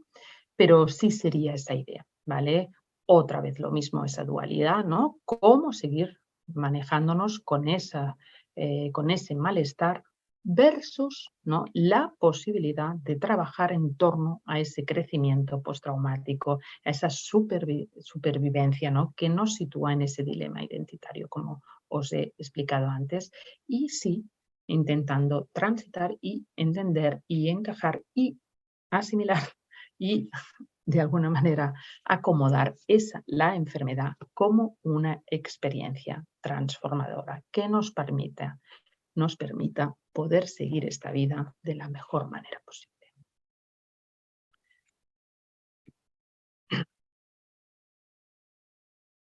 Seguimos. Es un poco lo mismo que ya os he estado explicando, los diferentes momentos del proceso oncológico, del proceso de asimilación y el proceso de acomodación. Ahí es la diapo que os decía, ¿no? Estos compañeros nos dedicamos bastante, ¿no? Hace tiempo, ¿no? Se pudo empezar a trabajar bien con grupos de supervivientes de cáncer, ¿no? En esa línea y donde se van pasando a través de las sesiones trabajando ese proceso desde la asimilación a la acomodación.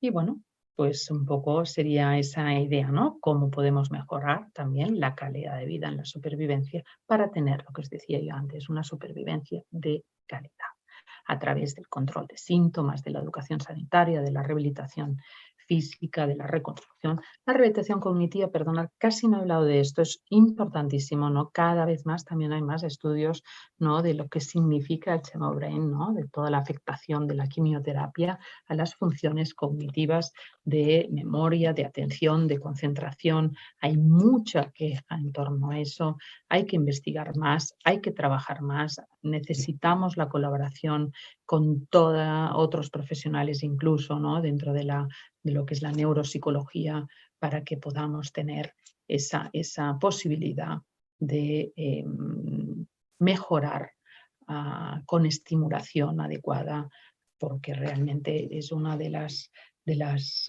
los malestares muy, muy comunes en el superviviente.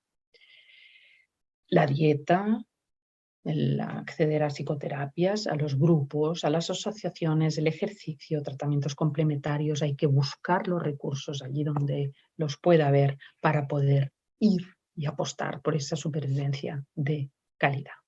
Otra cosa que casi no hemos trabajado, pero no deja de ser muy importante, es toda la línea de consejo genético que se pone en marcha muchas veces posterior a todo eso, sobre todo también cuando ya existen, ¿no? Familias que se pueda pensar que hay esa mutación genética y esa herencia que va a conllevar, si hay esa determinación, nuevamente unas propuestas profilácticas que van a ser muchas de ellas también agresivas, como es la castración ovárica, como es la mastectomía bilateral, como es todas las pruebas de colonoscopias, etcétera, ¿no? De una forma mucho más seguida en el paciente, pero sobre todo, el paciente ya lo sabe, pero sobre todo en el entorno familiar. Bueno, simplemente, ¿no? Eso existe desde siglos atrás ya, ¿no? La idea, ¿no? De que no sé exactamente cómo se lo hacían en el siglo XVII, pero a ver, pero lo que sí que sé es que en el siglo XXI, ¿no? Tenemos otras maneras de vivir la vida y a veces, ¿no? De hacer frente a ella. Y para muestra un botón, ¿no? Vamos. Espero que os quedéis un poco como yo, ¿no? Cuando empecé a ver estas fotos, ¿no? De cómo somos de creativos, ¿no? Y cómo podemos buscar maneras de poder sobrellevar, ¿no? A estas circunstancias. Y bueno, me gusta mucho esto, ¿no? Esta modelo, porque tengo entendido que esta chica era modelo, es modelo y ha conseguido, ¿no? Bueno, pues transformar su estómago, ¿no? En esos símbolos, con esas mariposas, me salía en catalán, papallonas, ¿no? Que nos indican qué importante es tener esa propuesta de adaptación y de transformación. Y que nos quede claro, nos puede afectar a todos, estamos todos en el bombo y algunos a lo mejor ya lo habéis pasado, otros lo habéis visto en vuestros familiares, amistades, pero estamos ahí todos y por tanto es un baño también de vulnerabilidad, que no quiere decir de fragilidad, pero sí de toma de conciencia, que estamos todos ahí y que, bueno, que nos puede afectar en un momento a otro. Que muchas gracias y que eso, ¿no? Que intentemos ayudar siempre el máximo posible desde nuestra competencia, que es la psiconcología. Ahora, si queréis, ¿no? Ya sé que vamos un poco mal de tiempo, pero aquellos que aún estáis por aquí, que veo que sois unos cuantos, más de un centenar, por tanto, bueno, voy a mirar de hacer, veo que hay un chat y a nivel técnico, si queréis hacer alguna pregunta, sabéis que lo podéis hacer a través del icono de preguntas y respuestas, ¿no? Que el técnico nos acaba de poner. Muchas gracias. Bueno, gracias a vosotros. Veo que vais comentando. Espero que os haya ayudado, que lo tendréis grabado, ya lo sabéis. Lidice levanta la mano, ¿no? Y creo que hay una pregunta. Vamos a ver. ¿Por qué decidiste inclinarte a esa rama de la psicología? Pues la vida a veces te lleva, ¿no? Te lleva a poder tomar decisiones. Es una pregunta personal, pero es verdad que de tradición tenía esa visión de la relación entre la medicina y la psicología, y no solo por lo que puede suponer la parte más psicosomática, ¿no? Sino por poder realmente, ¿no? De tradición, quiero decir, de familia, ¿no? Tenía esas experiencias y por eso me decliné. Pero también entonces, ¿no? Tampoco había psicooncólogos como ahora tenéis la oportunidad en el máster de formaros, sino que los que empezamos veníamos también de la psicología de la salud podía ser, pero el cáncer entonces no estaba tan extendido como ahora y empezamos todos también, compañeros con los oncólogos, y ahí nos fuimos formando unos y otros. Y dice, gracias por la pregunta y espero que bueno, no sé cuál es tu interés, si ahí a veces pasa por un interés personal, no es mi caso, personal quiero decir desde el punto de vista vivencial, pero sí profesional.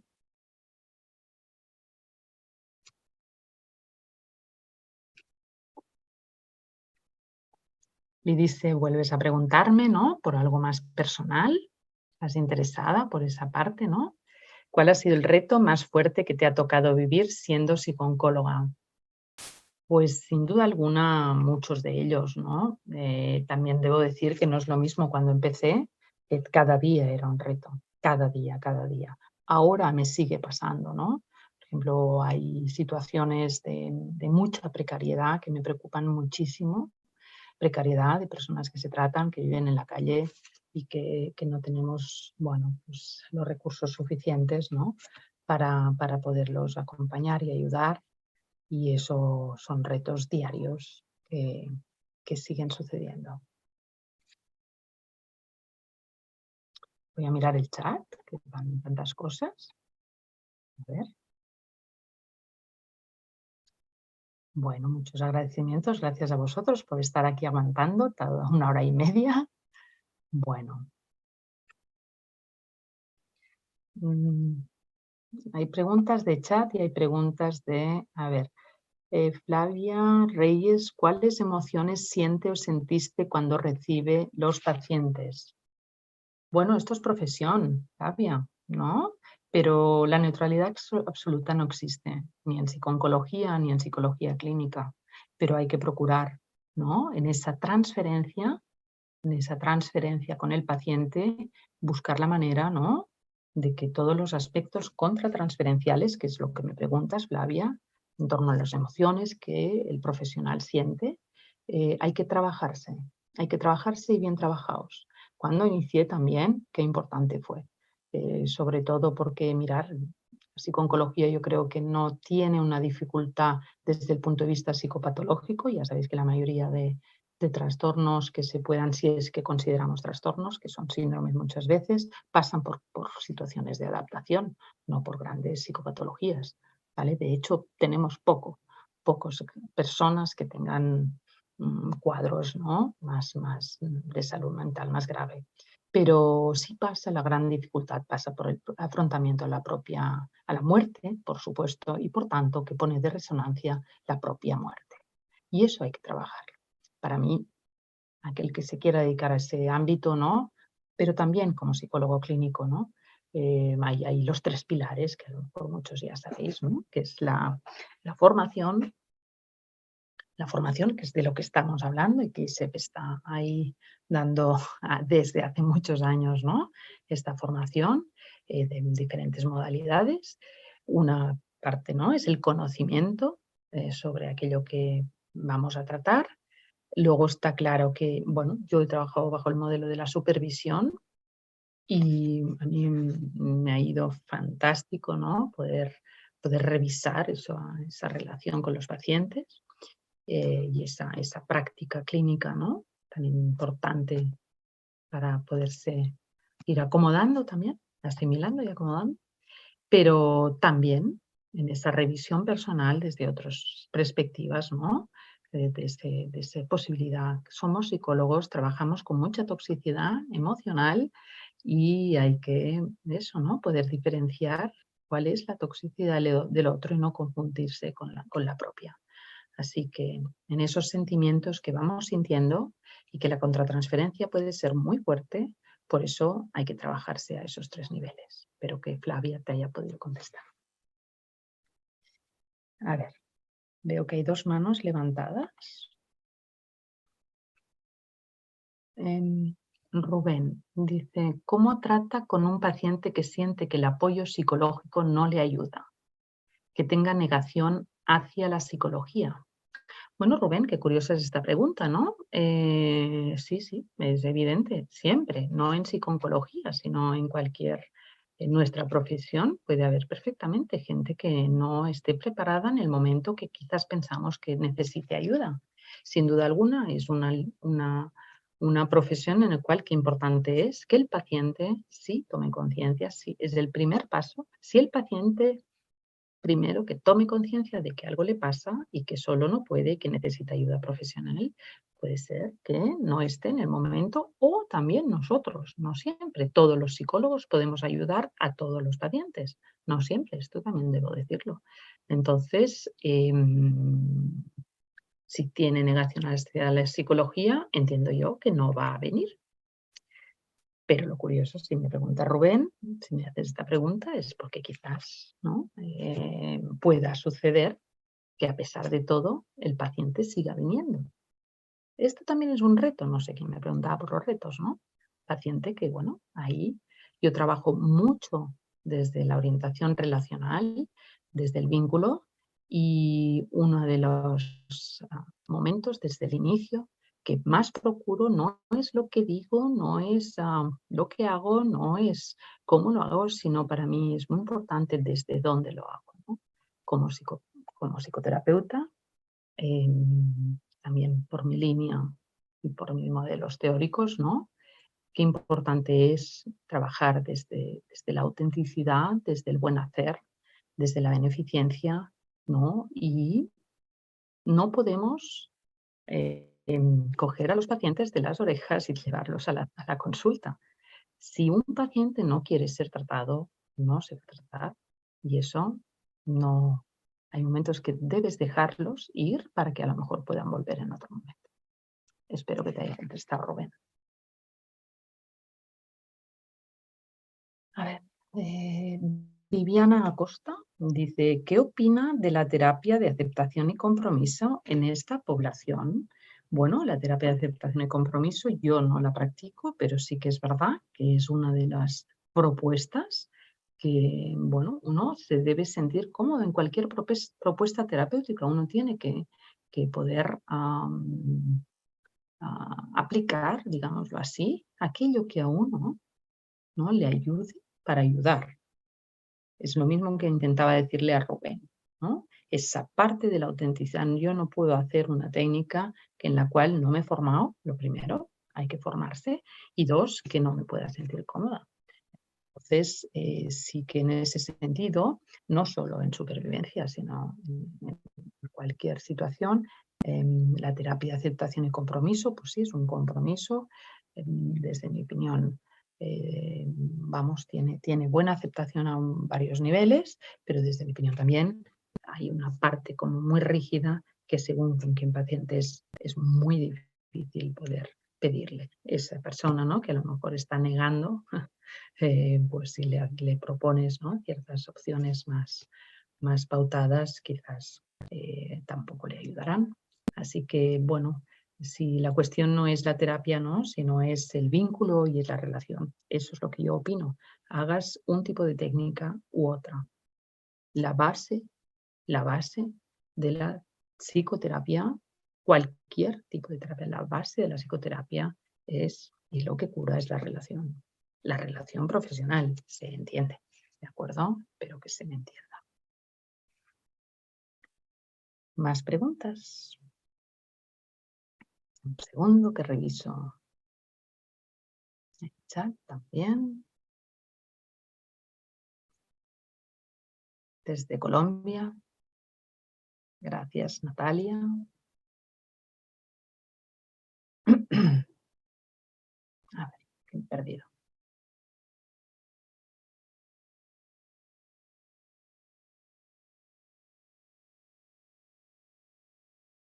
Hay gente que ya se tiene que ir porque es tarde. Vamos a ver. La Linoshka, no sé dónde eres, Linoshka, dice, ¿cómo lidiar con alguien que mezcla la psicología? Uy, espera, se me ha ido. ¿Cómo lidiar con alguien que mezcla la psicología con la religión? Tengo una sobrina con dislexia y se niegan a buscar ayuda profesional. A ver, la psicología con la religión y con la dislexia, no acabo de entenderte. Entiendo que esa sobrina o los familiares de tu sobrina, ¿no? Hacen pues algún vínculo con esa situación, pero no, me gustaría que si quieres explicar un poco más, si no, no entiendo cómo lo relacionas, como no sea algo muy concreto.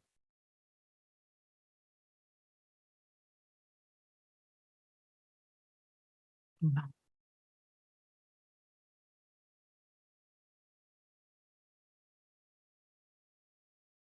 Bueno, ya sabéis que podéis solicitar vuestro certificado de este enlace, con lo que pone aquí.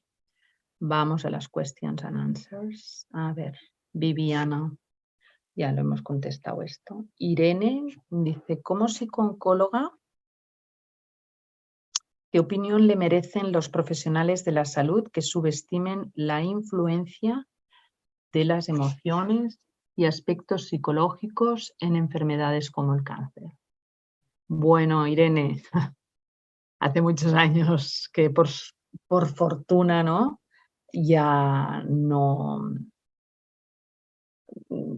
puedo decir que no me afecte, ¿no?, porque no soy ninguna pieza y siempre sigo luchando, ¿no? Sigo luchando por esta profesión. Soy una apasionada de nuestras competencias y por supuesto. Pero dicen que el camino se hace andando. Yo tuve que, cuando entré pues con cuidado, ¿no?, pero haciendo las cosas desde el buen hacer, y os decía, ¿vale?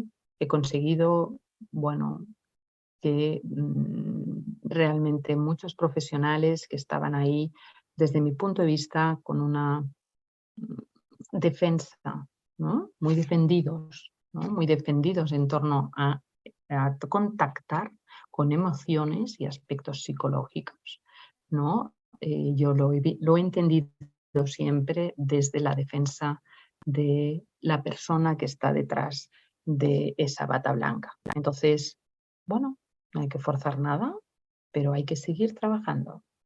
E insisto, no es lo que hacemos, sino, como decía un profesor mío, José María Hierra, es desde dónde lo hacemos. Si desde donde nosotros intentamos ayudar a las personas afectadas de cáncer, también a compañeros, también a familias, ¿no? Si lo haces desde esa autenticidad, ese buen hacer, ese compromiso, ¿no? Esa profesionalidad, ese no salirse de los cánones y de los roles que nosotros desempeñamos, ahí vamos ganando terreno seguro. Así que me sabe mal cuando algún profesional pues quizás subestima esas circunstancias, pero no es mi función hacer... ¿Tienen? ¿No? Hay mucha información, hay muchos estudios, hay mucha investigación y bueno, pues ahí hay que seguir en esa, digamos, en esas muestras, ¿no? De poder ir no demostrando, ya pasó el tiempo de demostrar, ya se sabe clarísimamente, ¿no? Todo lo que significan las líneas de investigación de la psiconeuroinmunología, de cómo, ¿no? De todas las reacciones psicoemocionales de los pacientes, ¿no? De cómo sufren, además que pues, la OMS ya dictaminó, ¿no? Que el sexto signo vital era también el estrés, por tanto, bueno, pues nada, que se formen. Bueno, Ana María López, ¿qué sucede cuando el paciente no tiene familia y cómo se trabajaría en este caso, ¿no? Muy difícil, Ana, muy difícil esto. El paciente, yo siempre digo que estar enfermo, y lo digo como casi que me sale una mala palabra, ¿no? Que estar enfermo es jodido, pero estar enfermo y solo es muy, muy difícil. No obstante, evidentemente nos sorprende más a las personas que, bueno, que tenemos una vida pues más social. Pero es verdad que la persona que está sola y que no tiene familia depende, ¿no? Hay que vigilar mucho, sobre todo en no juzgar, no juzgar el por qué una persona está sola y desde el máximo respeto también, sinceramente. El respeto es importantísimo. No vamos a entrar allí donde un paciente no quiera entrar, ¿vale? Nosotros somos espectadores de su vida y estamos ahí por si podemos ayudarle. Si no quieren, como decía un compañero, ¿no? De la negación, sino, bueno, cuando él quiera, pero sobre todo, si lo necesita, ahí estoy, sin condiciones. Siempre, siempre, en el rol de psicólogo, siempre. Para mí eso es, vamos, esto, aquí se dice que esto va a misa. No, para mí es imprescindible trabajar desde esa condición, con bata o sin bata. Me gusta trabajar sin bata, pero claro, el modelo hospitalario pues, va muy marcado, pero es igual. La cuestión es que trabajamos cuerpo a cuerpo. Nuestra profesión tiene eso, ¿no? Y no tenemos mediación con la medicación, ni con las pruebas, ni con nada, sino que estamos ahí con nuestra profesión. Un poquito.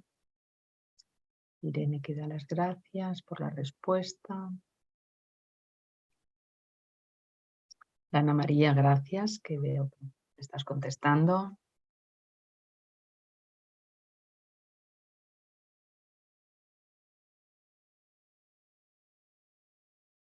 Creo que,